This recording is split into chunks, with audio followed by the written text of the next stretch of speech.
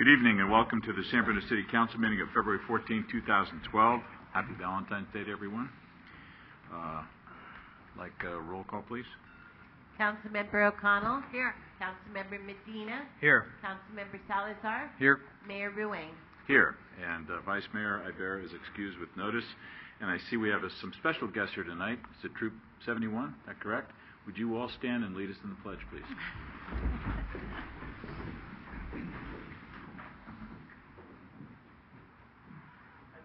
Allegiance to the flag of the United States of America and to the republic for which it stands, one nation, under God, indivisible, with liberty and justice for all.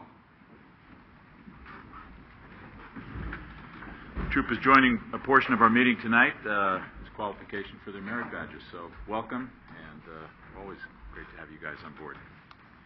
Presentations. There aren't any presentations this evening. Review of the agenda. Anybody have any changes? Okay. Approval of the minutes of the special city council meeting of January 10th, 2012 and January 24th, 2012, and regular council meetings of January 10th, 2012 and January 24th, 2012. Any errors, corrections, omissions? Seeing none, would you like to address us regarding the minutes? Would you say your name, please, and your address? Alan Lupke, Fleetwood Drive. Regard to the minutes of the January 10th, 2012 meeting, if you would turn your attention to page 3 of 3, paragraph D, for historical purposes, I believe it would be appropriate, instead of saying adopt resolution authorizing the city manager to execute a cost recovery agreement with Artichoke Joe's Casino for police investigative services, that we would insert the words San Bruno City after the word for, and then it would read in agreement with Artichoke Joe's Casino for San Bruno City Police Investigative Services. Historically, if somebody would read this, it would look like we're reimbursing Artichoke Joe's for their police investigative services, and that's not what was told. And then we go down to the question of council member, where it says Council Member Salazar asked how the staffing would work, and says Police Chief Telford said one of our existing officers would be taken off the street and put into Artichoke Joe's and then open a detective slot. Well, that's rather confusing, and I would say something such as Police Chief Telford actually said, in that he said one of our existing officers would be taken off the street and a detective position would be created, and a detective slot would be opened for gaming investigation. Thank you. All right, thank you very much.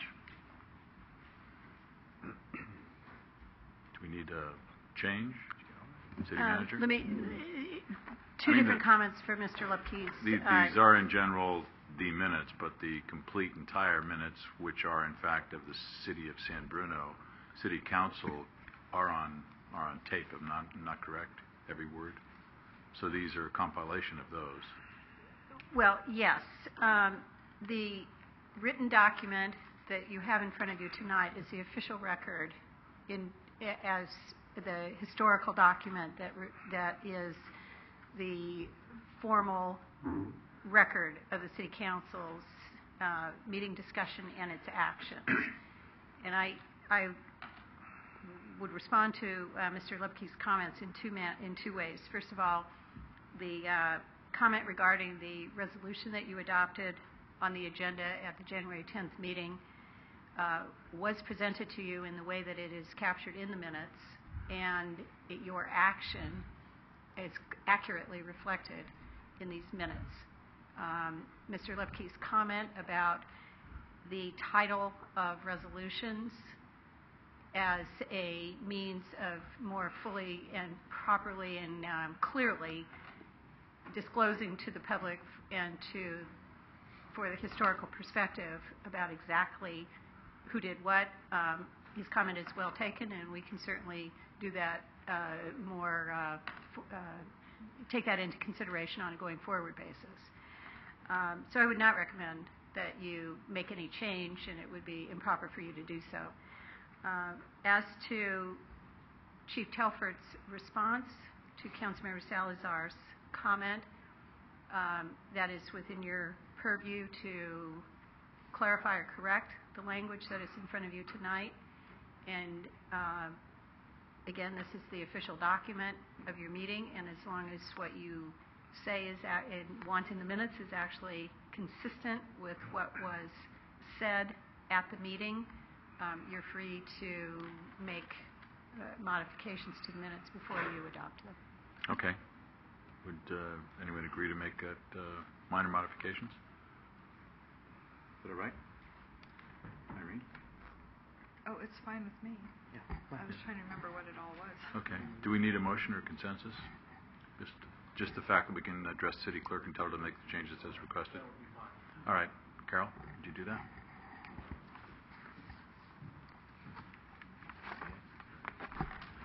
Thank you. Any other errors, changes, omissions? Okay, seeing none, the approval of the minutes will be approved as submitted with the changes that Mr. Lupke suggested. Consent calendar. Before I do that, I do want to thank the Garden Club for the flowers. They always bring us every meeting. Consent calendar. All items are considered routine or implemented in earlier council action and may be enacted by one motion. There will be no separate discussion unless requested by a citizen, staff, or council member. Through the chair. Rico? I'm going to go ahead and move to approve the consent calendar with a no registered vote on item C, which was in regards to the personnel board, which has been my position. I've not supported that, but my points and comments have already been made, so I'll go ahead and move for approval with the, again, registered no vote for item C for me. Okay. Mr. Lupke? Item, Alan Lupke, Fleetwood Drive. Item B, Okay. as I asked at a meeting several weeks ago, I'd like to know what the cost saving is for the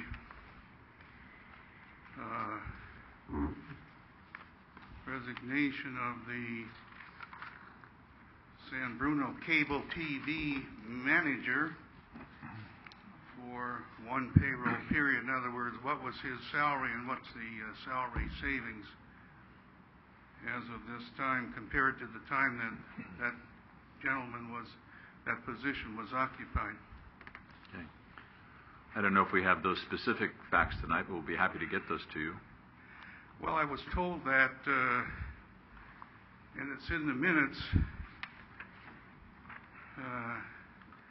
2 meetings ago, and I thought that I would hear from somebody and publicly and about that.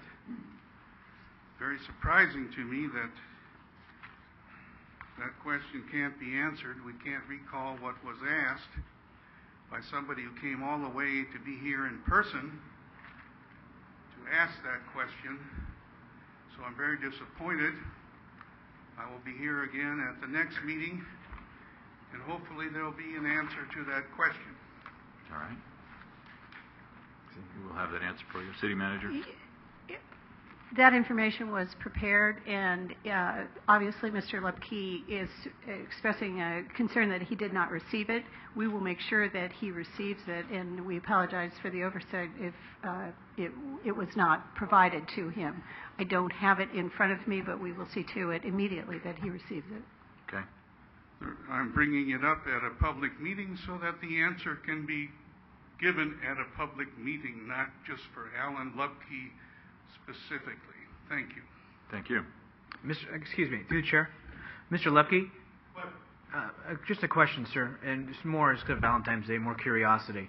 On that particular, because we have other staff vacancies within the city, is there something of interest in that department on that vacancy that is of a concern or of an interest to you, other than the cost or the bi-weekly or monthly paycheck that's position?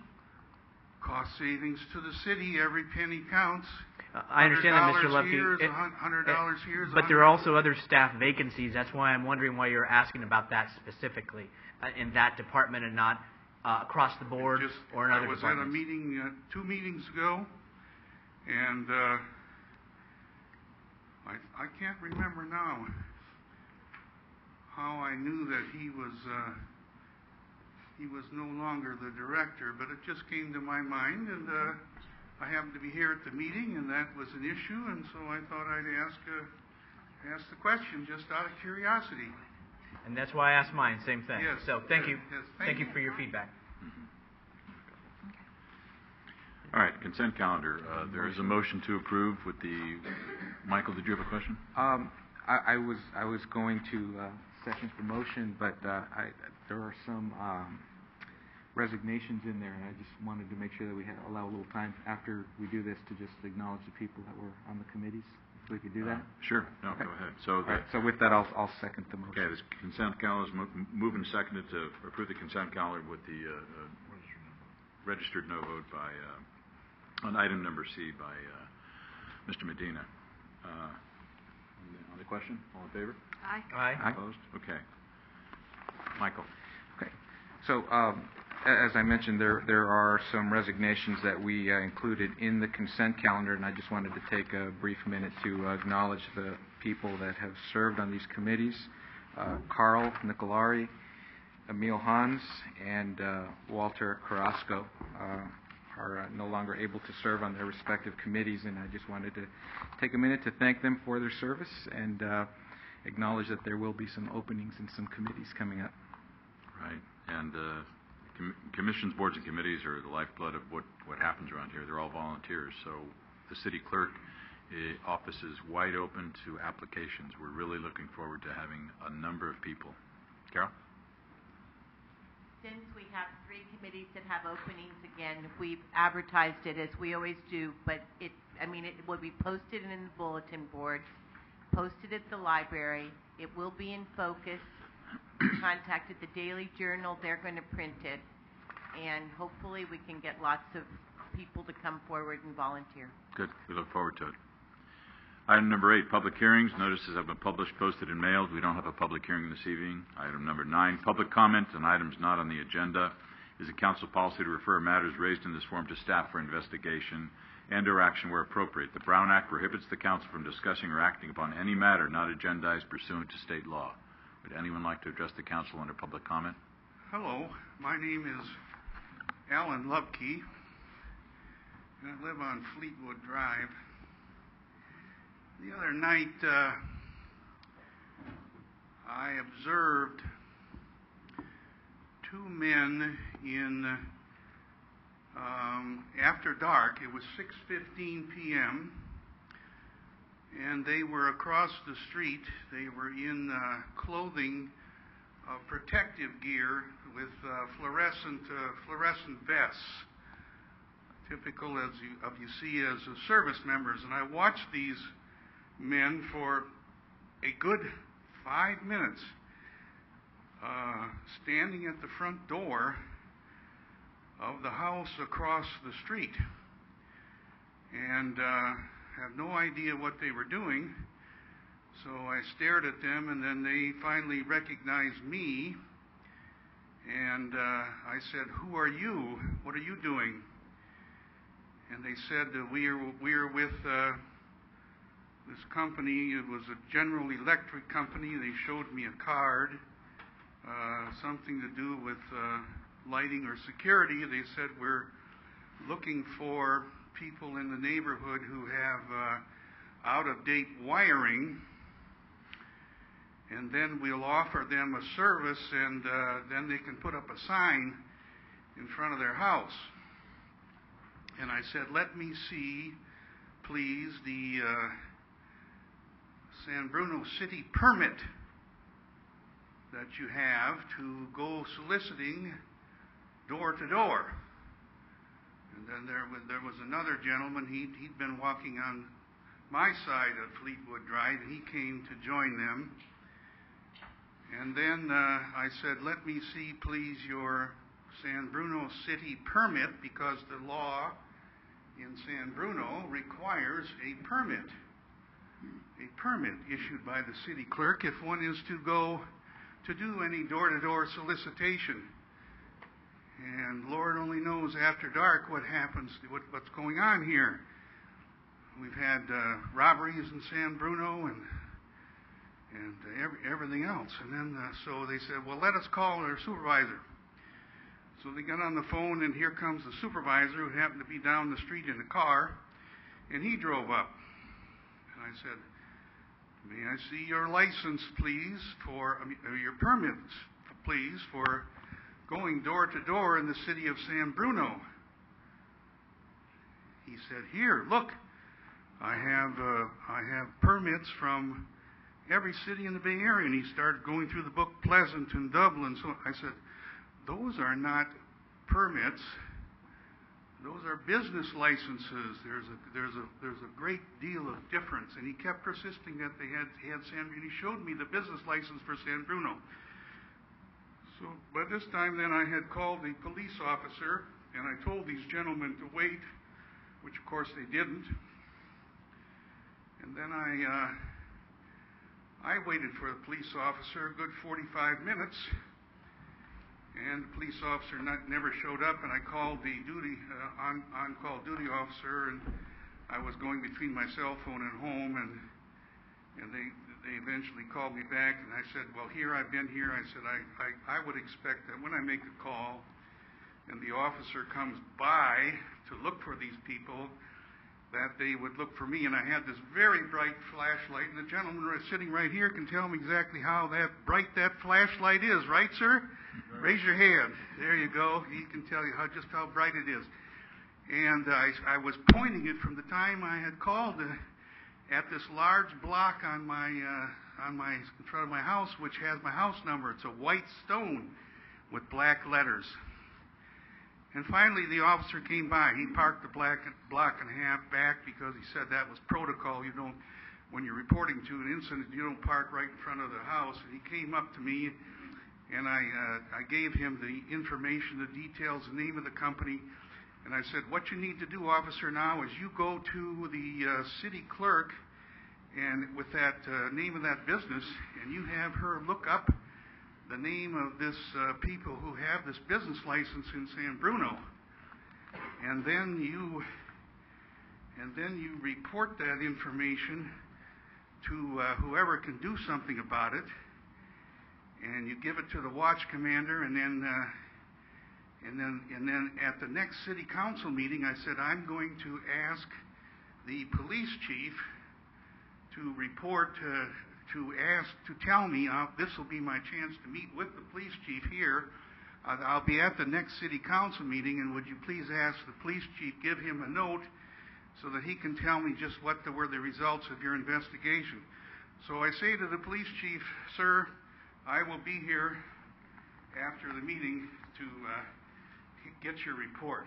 Thank you very much. All right, thank you. Any other comments under public comment?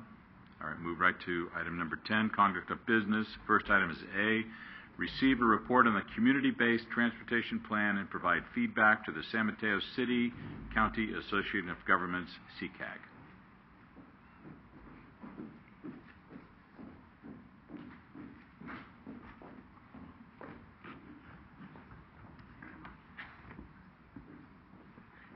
Good evening.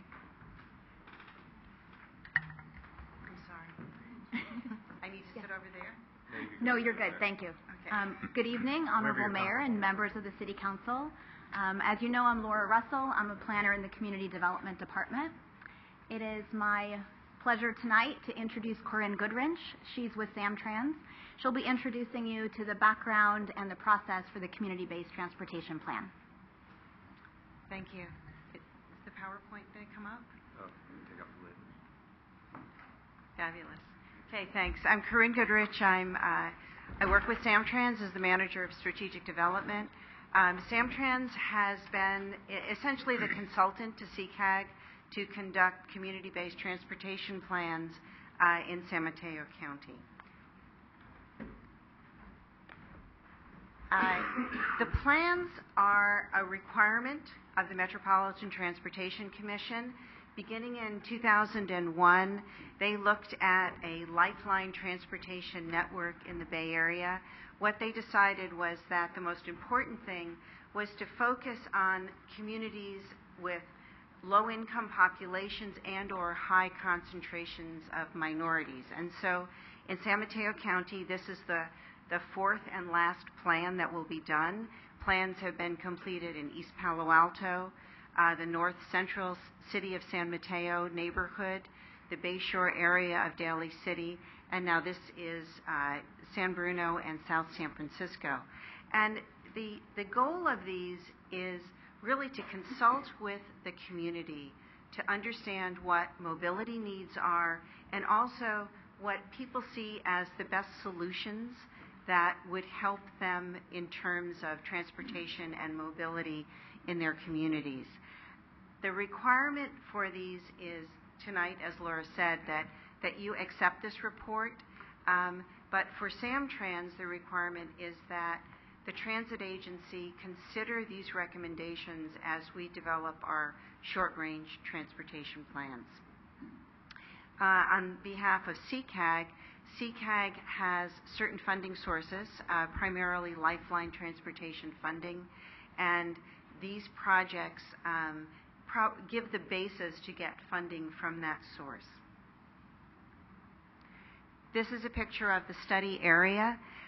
Interestingly, MTC included the Oyster Point area, but it is about 27,000 people and 5 square miles. We, at the request of city staff, we extended the study area to include more of San Bruno. As I said, the basis of this is community outreach. And we've done 4 of these plans, and what we found is that we need to kind of figure out all the ways we possibly can to reach community members. We mailed a survey to all households, both in Spanish and in English. We provided an incentive for people to complete the survey. We got 393 surveys back, which may not seem like a lot, but it's actually, for these type surveys, a pretty good sample. What we found was that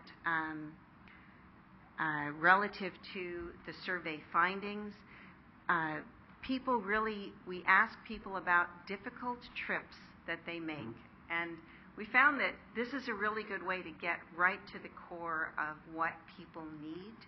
And for this population, it was work trips to San Francisco, medical trips to San Francisco, and medical trips to San Mateo were the most difficult needs. We also held 2 transportation workshops, and I think a great part about this was that CCAG also got an environmental justice grant from Caltrans, and that allowed funding to make these extensive, complete workshops. We provided people with stipends to attend. They lasted between 2 and 3 hours. And the idea was to talk to people about the transportation that was available, what they saw their needs, and then talk with them about solutions. I'm trying to think if any of the city council people here attended, but they were very well received, and we got a lot of great information. I think most of the people that attended the workshop said that they came because they wanted to learn about transportation And most of them said in the survey that we gave them that they would be pleased to attend future workshops. This is a kind of a highlight of the needs, and Laura's going to talk to you about the strategies that were developed based on these needs. And I have to say that across the plans that we have done, this is no big surprise. These are predominantly the themes that we hear from low-income people in San Mateo County. First of all, that they really want a more bicycle, walkable, friendly, safe environment. You really see that people are piecing together their transportation. So, you know, they're walking, they're taking the bus, they're using their bike when they can, they're carpooling when they can, but that this was really something that came up throughout the county and in particular in this area. The cost of transit. Predominantly, people find that BART and Caltrain fares are too high for them to consider for work trips, and hence you see the need about work trips to downtown San Francisco. The good news on this is that the Metropolitan Transportation Commission is looking at a region-wide low-income pass. To put it in perspective, if you look at Samtrans passengers, our passengers are predominantly low income. We have 18% fare box recovery ratio, which means we are subsidizing every trip 82%. So if we did a low-income pass on Samtrans, we would be in a worse financial situation than we are now. People want to see improvements in transit service, and Laura's going to talk about the particular routes and service that they would like to see. But it's not just bus service. I think it extends to other types of options that people feel that they would like to see. We heard, and frankly, I was surprised that people found that safety and access at transit stations, at the BART stations, was an issue for people. And finally, and this is something we see again and again, is that people don't understand how to access information to use transit, how to use the transit systems, and you know, that comes up again and again. The transportation strategies, when you think about this planning effort, it's the genesis of ideas that hopefully will become projects that get funded, and we've seen this in other plans that have been completed. But what we did for each strategy is we look at what kind of needs are we trying to address, what is the project in general, conceptually, that we're looking at, and then so that they can be brought forward to look at the constraints, to look at the implementation requirements, to look at potential funding, and finally to designate agencies that should typically be the lead agencies. And I have to say that our experience in this is that if they were easy problems, they probably would have been solved, and that many of these require partnerships between different agencies in order to have a project that would address the need. We developed evaluation criteria, and they are the same across all the plans, and they were approved by our stakeholder committee as well as the TAC for the project.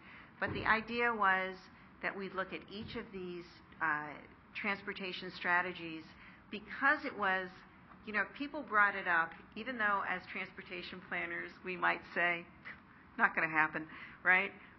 Everything was considered. And so this was kind of our test of whether or not they were likely to happen based on financial feasibility, based on implementation requirements, based on what the benefits are. Do they benefit a few people? Do they benefit more people in the community? And finally, the overall community benefits. So you'll see in your plan that you have this high, medium, and low ranking. It is qualitative, but it's the best information from your city staff, from the different people that were involved in the planning process. I'm going to turn it over to Laura to talk about the strategies. Thank you. Thank you, Corinne. With that background, I would like to talk about the 9 strategies that are in the plan, and also point out that as drafted, the plan identifies the city as a potential lead agency on strategies 3 and 5. The city could also take a leadership role on other strategies, depending on the City Council's priorities. So strategy 1 seeks to improve transit stop amenities and security. Examples may include things like more bus shelters, benches, or semi-seats, which are those small kind of seats that are attached a lot of times to the poles at the bus stops that can be very affordable and useful. It could also include more schedule information at stops. The community identified the corner of San Bruno Avenue and El Camino Real as a location for improvements, as well as identifying the entire stretch of El Camino Real for potential improvements. Strategy number 2 would like to improve affordability for public transit for low-income users. And the objective of this is really what Corinne was mentioning. There's a core group of low-income folks that really have trouble affording transit. The Human Services Agency currently has a program that could be expanded, especially to Samtrans service. And as Corinne mentioned, in the big picture, there's also some reason to be optimistic about a region-wide reduced fare program. Strategy number 3 would improve bicycle amenities. And as noted, the City of San Bruno is currently listed as a potential lead agency for this strategy. It includes several parts. The first would be to expand the bicycle network. That would be more bike lanes or bike routes. This would be consistent with the general plan and also consistent with the San Mateo County-wide bicycle and pedestrian plan. The second thing would be increasing bicycle parking near transit. So that could be bicycle racks or storage lockers. We've already heard that there could be good news on this front. Number 3 would be development of the San Bruno pedestrian and bicycle master plan. So this is something that's been under consideration in the past and is mentioned in this planning effort. And the last thing is really under Samtrans authority, but is worth mentioning, and that is to increase storage for bikes on buses. So as you know, the buses have the rack on the front that holds 2 bikes, and we understand that it is possible to have a rack that would hold 3 bikes, dramatically increasing the capacity. Strategy number 4 is to provide free or low-cost bicycles, and this is not something that was immediately apparent to staff as a need because we perceive bicycles as being relatively affordable, but we did hear from the community that they could still use assistance in this area. The lead agency for this would probably be a community-based organization, and there's a model that basically works that bicycles are donated to a community-based group, repaired, and then redistributed to low-income communities. Our Bicycle and Pedestrian Advisory Committee has indicated that they would be interested in working as a partner on this program. It may also include an educational component, such as bike safety workshops. Strategy 5 would improve pedestrian safety and access. Again, the city is a potential lead agency for this strategy. Improvements could include pedestrian countdown signals, improvements at crossings, sidewalk repair, things like that. The specific projects would still have to be fully analyzed, and any traffic calming projects would have to go through the city's process as outlined in the traffic calming toolkit. But it is worthwhile to note that during the community outreach process, pedestrian improvements ranked high on the priority list. Strategy 6 would increase public access to information about transportation. So the idea is to create or expand educational programs that can include things like how to ride transit, use 511 either online or on the phone for those people that aren't as good with their internet access. Those resources should be in English and Spanish and likely in Chinese as well. There are 2 recent programs in our area that have done this successfully. Those could be used as models. This could also include working with other community groups to distribute information at the places that people are more likely to already go to. Strategy number 7 talks about Samtrans bus service. So I won't go into too much detail, but I would like to point out that the community gave very specific feedback about what routes could be improved, the types of things they needed more, what buses were busy on peak service. So those details are included in the plan. And as mentioned, those things are going to be included in the SamTrans service planning process as well. Strategy number 8 is similar to number 7, but really speaks to connectivity. So the community pointed out to us some specific locations where they were missing their connections. So like number 7, the information is being sent on from the plan to the SamTrans planning process. Strategy number 9 is related to the South San Francisco Caltrain station. And though it's not directly related to us, it certainly would improve mobility for residents that go back and forth between places and through the region.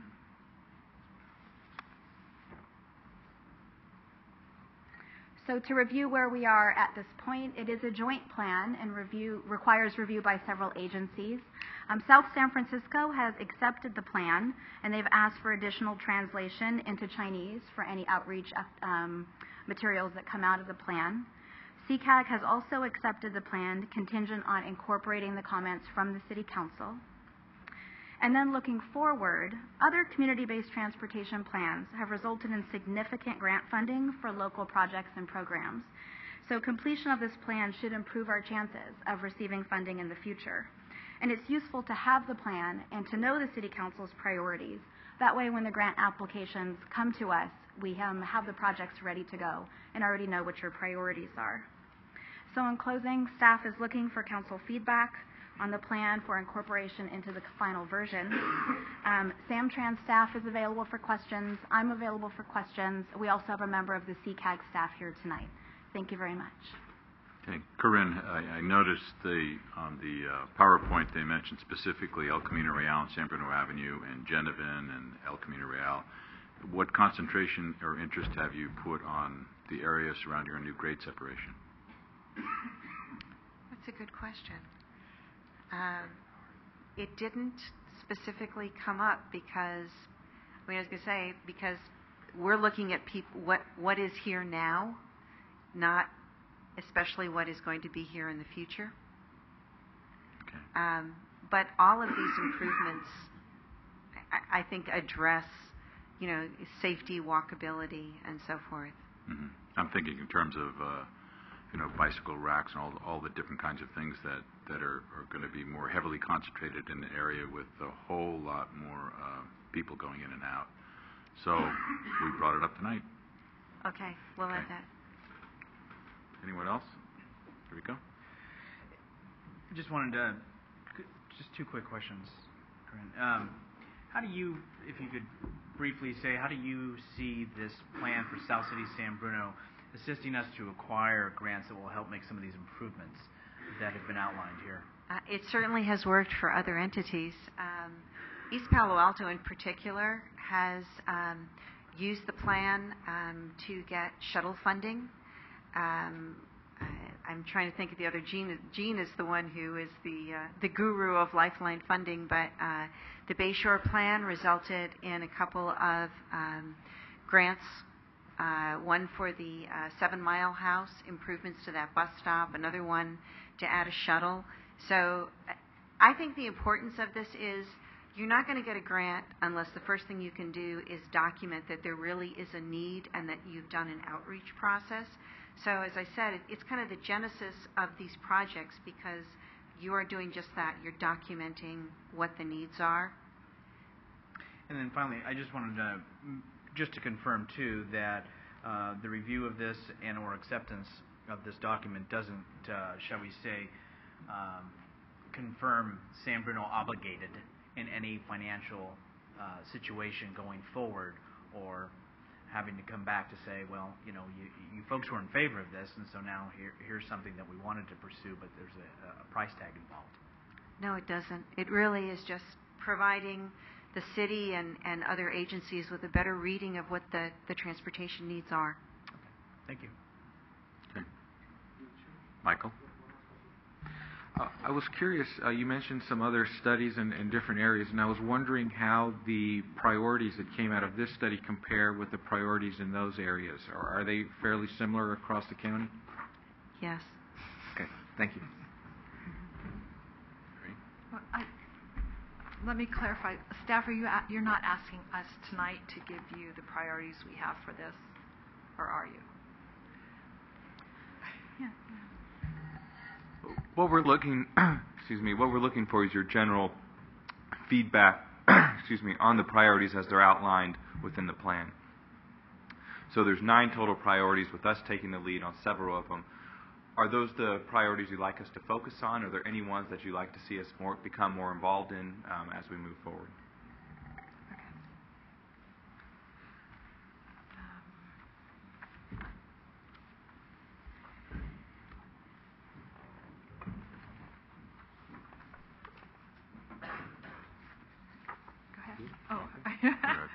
If I might add, Mr. Mayor, to a comment from the Community Development Director, it certainly is the City Council's option, and we would welcome comments at any point, particularly as we're doing more long-range planning and thought about capital improvements generally. So this is not your last opportunity to identify priorities, particularly as you might see them being implemented via the city itself. Okay. The only other thing I would say is, this is all well and good, but along with it, without clutter, I don't know how you'd do it, but we probably need some signage as we go along. So to tell people, on a day-to-day basis, instead of trying to outreach to them with flyers or mailings or things, just something at certain street locations to let them know that repeatedly these things are going to be available, whether they're bike racks, whether they're, whatever happens to be. So, and I would like a little more concentration on our grade set, because that's a huge thing coming up. Mr. Lubke, did you have a question? Thank you for your briefing. I have a comment and a question. And my comment is, my name is Alan Lubke. I live on Fleetwood Drive. My comment is, here is a remarkable suggestion that can be executed immediately and solve and help alleviate transportation in the Bay Area with Samtrans. Why does it take 2 fares to get from the shopping center at, from where I lived on Sneath Lane to get to El Camino Real, and then pay another fare to get on another Samtrans bus on El Camino Real? Why can't we have a transfer system, even if it would be a lesser cost? But why should you pay 2 fares to go, one to go 4 or 5 blocks to get to another point? So that's a comment, and I wish that the people who are here, the players, the notables, can take that to heart and put it in their minds and maybe execute it. Now, my question is, for the planner here, I don't know, it was 5-6 years ago, we talked about this city's agreement or disagreement with ferry service up at Oyster Point. Now, when I get my free bicycle on the Samtrans bus, when I get on there, will I be able to ride my bike up to Oyster Point and get on a ferry to go to San Francisco? How's that coming? So the first thing relative to transfers, Samtrans recently instituted a day pass. So you can purchase a day pass that would give you any number of rides that you want, which is equivalent to about the cost of 3 rides. And that's about where we're at right now. Relative to the ferry service, the ferry service that is going to happen is from, I may be wrong, but I think it's from Alameda to South San Francisco, not from South San Francisco up to San Francisco. Yeah, okay. How's that coming, though? Oyster Point? My understanding is they are within, just talked to our Transportation Authority people, about 4 to 5 weeks of completing construction, but the Water Transit Authority would like to wait for better weather to actually start the service. So the construction is virtually complete, and so it's up to WETA now to determine when they're going to start the service. Good. Thank you. So you need anything else from us, Aaron? Other than something we'll think about after the meeting's over, we'll think of 5 things. Nothing else. Just as the city manager said, this is a good place to start as you're looking at plans in the future, as you're evaluating those, to look back at this plan as well. Great. Thank you very much. Good report. Thank you, Corinne. Staff. Item 10B, receive and report and provide direction regarding revision of fats, oils, and grease, FOG, ordinance of the San Bruno Municipal Code, Chapter 10.12, and FOG program relating to water quality control.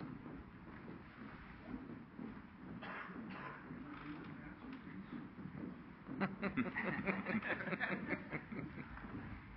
Mayor, members of the City Council, I'm shocked that those folks aren't staying for the presentation on fats, oils, and grease. I do see that our Boy Scouts look like they might stay, and if they stay until the very end, we'll actually talk about something that they can do at home to help solve one of the problems that we're going to be talking about.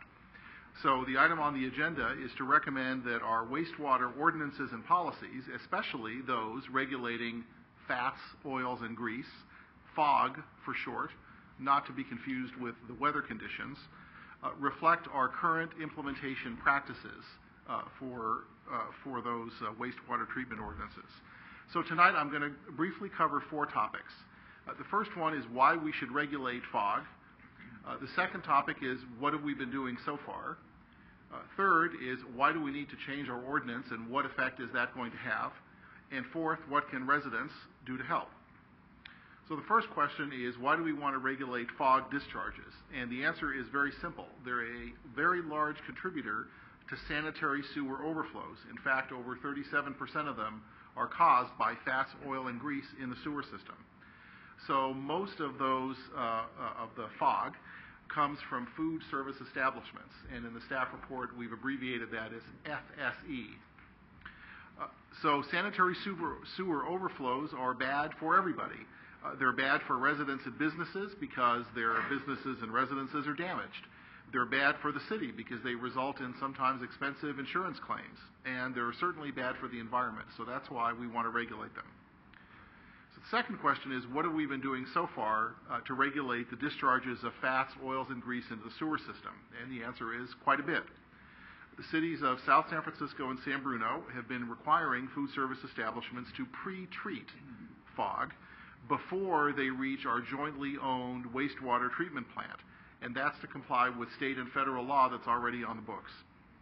So in fact, starting in 2009, South San Francisco has been assisting San Bruno to inspect our food service establishments to make sure they have appropriate permits and are using either a grease trap or a grease interceptor. And those are devices that prevent FOG from clogging the sewer lines. That reduces sanitary sewer overflows. Actually, last year, South San Francisco inspected over 87 of our food service establishments in a cooperative arrangement with San Bruno. The inspection program has actually been very successful in getting those establishments to pre-treat their fats, oils, and grease. So a big part of the program is educating businesses, for example, about the best way to prevent FOG from getting into the sewer system in the first place. So the FSEs have agreed to install traps or interceptors depending on their particular circumstances. There is a modest expense, as you see from the staff report, to install a trap, and a more significant expense to install a grease interceptor. However, those aren't unusual requirements, and restaurants in particular are well aware that they need to factor this into the cost of doing business in virtually any city, not just in San Bruno. We've been very pleased overall with the cooperation of the food service establishments to these inspections. So that describes our current practices, so let's move to the third topic. Why do we need to revise our ordinance? And how is that going to affect our current businesses? So you might remember that the Baykeeper consent decree with both cities, San Bruno and South City, say that each city has to adopt a FOG ordinance and program. And it also says that those ordinances and programs need to be consistent with each other. So South San Francisco did theirs. They adopted their fog ordinance and program, and so now we need to do so as well. Our current ordinance dates from 1995, quite a while ago. And the section on fog is very short, not nearly as detailed as the South San Francisco ordinance that we have to emulate. And also, the section on enforcement and implementation needs to be consistent among both entities, so there's no overlap or confusion. And that's really the reason why we're recommending revising the city's ordinance. And in addition, you'll see in the staff packet, we have a fog program that spells out more of the details in mostly plain English. So owners of food service establishments might be wondering, how is the new ordinance going to affect them? And the answer is, not very much, because San Bruno has already been requiring fog pretreatment for over 3 years, using either interceptors or grease traps, the same things that are going to be required now, depending on the particular kind of business. The new ordinance doesn't require any more than has already been required, either for new or existing businesses. The one change that business owners might notice is that they're going to be inspected once a year. So their fog practices will be evaluated a little bit more frequently than perhaps they have been in the past. So some of those businesses might ultimately be required to take additional measures if they're out of compliance. So finally, I want to just take a minute to talk about what residents, like everybody in this audience, can do to help prevent sanitary sewer overflows. The city has already implemented an outreach program encouraging residents to dispose of fats, oils, and grease from their kitchens in an environmentally appropriate manner. And if you turn on Channel 1 when you go home, there's about a 5-minute video on there that gives you some tips about how to do that. But basically, the goal is to treat fats, oils, and grease as solid waste. In other words, put it in a container, dispose of it in the garbage, not down the drain, and definitely not down the garbage disposal. So everyone can remember to do this when they're frying up bacon on a weekend morning. And if everybody does their small part, it will help to reduce SSOs all over the city. So tonight we recommend that you continue the current inspection program and enforcement program that we have with South San Francisco. We've drafted the attached ordinance and program to be consistent with that recommendation. We'll plan to return at the next 2 meetings for introduction and adoption of the ordinance and plan if you approve. So that concludes my report. If you have any questions, I'd be happy to answer them. And we have Clara Fabry and Robert Howard also available to respond. Thank you very much. Good. Any questions of staff? Through the chair. Michael? Clara, I'm wondering, a while back when we were talking about the renovations to the water treatment plant, fog was one of the things that came up as a potential fuel source. And I think at the time we decided that we didn't have enough of a program in place to generate the fog that would be necessary to implement that fog fuel type at the plant, and so we kind of let it go. Is there an opportunity there? I mean, if as part of this action to implement a program where we are actually collecting that and maybe getting the benefit of using the fuel source that was presented at that time? Based of the available information right now, the goal would be to reduce this fuel available to us as a result of this program. But I will follow up on your specific question with our consultant who made that specific assessment to see if any additional opportunity but wasn't seen by us before. Because my understanding was that that fog would somehow be harvested and then used to power or generate some sort of process in the plant. I don't remember the You are technical absolutely right. details. That was one of the possible alternative contemplated by the consultant. Okay. Because I assume that there's going to be an added cost for the more frequent inspections, and if we can maybe generate some benefit by harvesting the stuff, maybe we can help offset that. Robert, you want to add anything to my comments?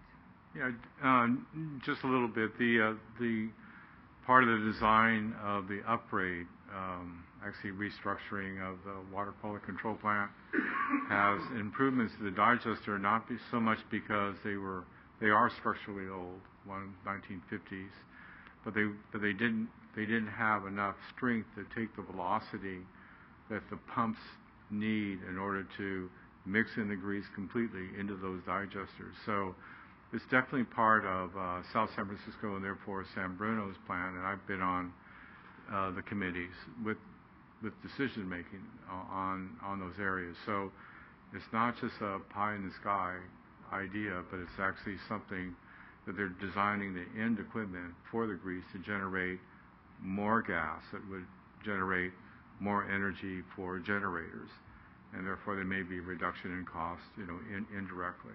Mm-hmm. So you're absolutely right. Okay, thank you. You're welcome. Rico? Real quick to the city attorney or public works director. What is the potential or estimated cost, or is there one that would increase to the business owner for the more frequent inspections? That'd be the first part of the question. The second part is, with more frequent inspections, what might be the cost to the city as far as personnel?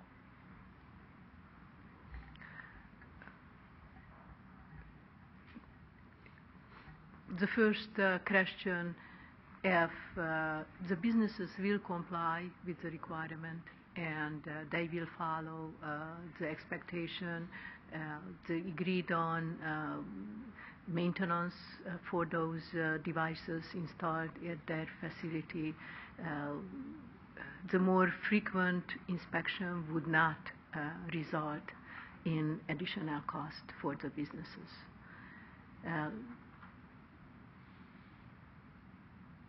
This level of service is already included in our plant operation. This service, the inspection itself, is provided by South San Francisco. They have the needed expertise, resources, and experience to do a high-quality service for us. It's not our expectation to result in increased cost for either of us at this time. So as you indicated, the city of South San Francisco has the personnel, the expertise in the plant over by the Costco area, and those personnel will be the same ones that will continue on, even though there will be additional opportunities that are going to go out there and do the inspection. Those folks will be the ones that will be doing the additional inspections. You are absolutely right, and it's based on our assumption today that will not result in additional cost to us. Thank you. Anyone else? Mr. Lupke. Honorable Mayor, members of the City Council, my name is Alan Lupke. I live on Fleetwood Drive. My congratulations to the City Attorney for explaining the combination of letters which will be used in the minutes, and hopefully the City Clerk will follow those letters with an explanation of what they are and not just use the three letters. On the other hand, it is my undying, unrelenting goal to have the terms, the explanation of the letters SSO spelled out and explained, not only at this meeting but hereafter, and I would like to have that done at this time. Thank you. All right, thank you. Any questions or comments? SSO?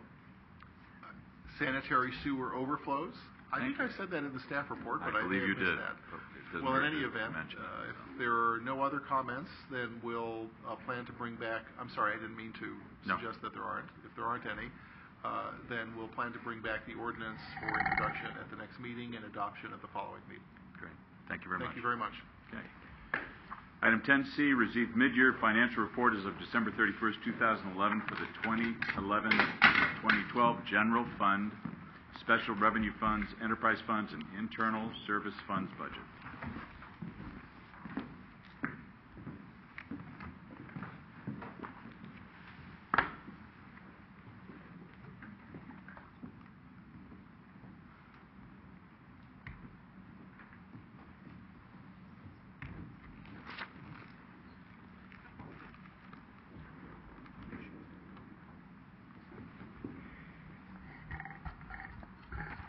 Good evening, Honorable Mayor, members of the City Council. I will be presenting the mid-year financial update for the General Fund, Special Revenue Fund, Enterprise Funds, and Internal Service Funds through December 31st, 2011.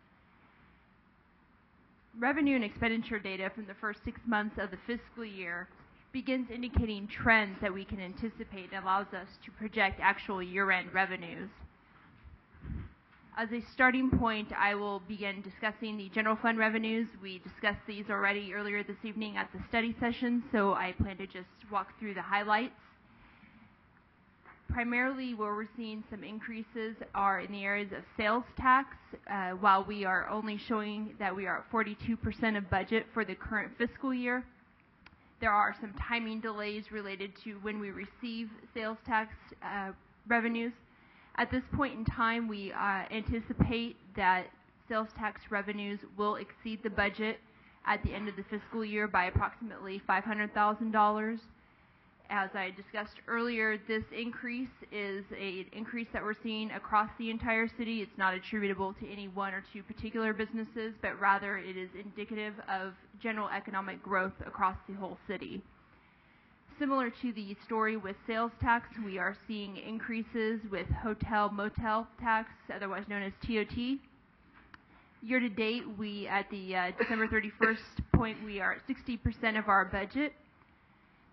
And it's important to note that while it is a 6-month reporting period, it actually only includes 5 months of revenues for those hotels and motels because of a timing delay.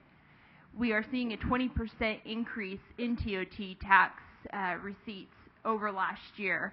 So assuming that 20% increase continues for the remainder of the fiscal year, we would anticipate exceeding the budget by approximately $400,000 at the end of this fiscal year in TOT tax. Moving on to the expenditure side, one other thing I guess I should point out, departmental revenues are another area where we anticipate exceeding the budget. Departmental revenues, primarily building and planning, we received a $680,000 permit fee related to Pacific Bay Vistas, which were in excess of the budget. We also have received COPS funding. When we put together the budget, we did not anticipate receiving COPS funding. There was a last-minute Senate bill which restored that funding, so that is now being received by the police department. And also a reimbursement agreement with Central County Fire District for shared mechanic services is another revenue stream that we did not anticipate when we put together the 11-12 budget. So those are all positives on the revenue side for the general fund. Moving on to the expenditure side, as you can see looking at the bottom line for general fund expenditures, we are at 47% of budget year to date. This number is consistent with where we were on the expenditure side last year at this point in time. For the most part, looking across all the departments, you can see that expenditures are coming in at approximately at or below budget.